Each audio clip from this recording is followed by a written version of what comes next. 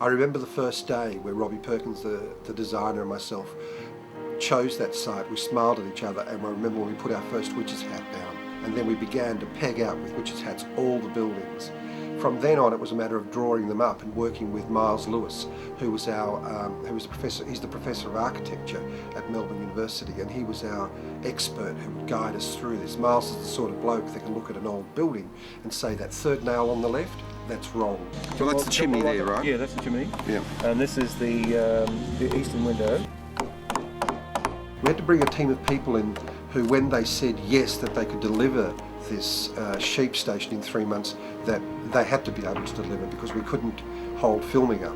So in fact they built about 12 buildings. They built the main house, they built stables, they built toilets, they built a meat house, they built overseer's house, they built shearing sheds, and they built workers' quarters, and they did all that in 3 months. We built the traditional slab construction, sometimes with a vertical, sometimes with horizontal slab, depending on which house it was. About our kitchen, which is in the squatters complex, can actually have... That can be horizontal. Can it? Yeah, because it's Okay. in the homestead sort of paddock. Right. But as we move further away from that and we get down to the lower class buildings, I think that's fantastic. Yeah. So of course, the squatter got the best house, and his was built to more detail. It's perfect. And yeah. the timber we've used to do this is off the property here, right? Yeah. So they would have harvested this from their properties, especially That's in this right. area where their stuff grows indigenously, naturally. Yeah, just like in the background there, that's all indigenous pine to the area.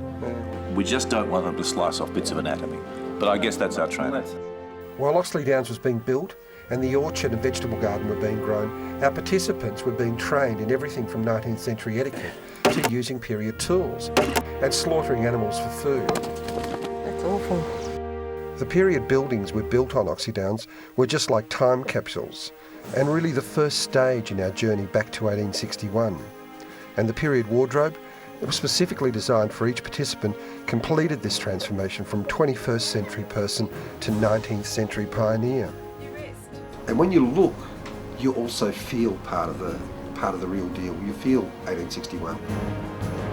Once the station was built and dressed, the final touch was to age all the buildings so that they looked like they'd been there for some time. And once the ageing was complete, Oxley Downs was finally ready for the journey of a lifetime.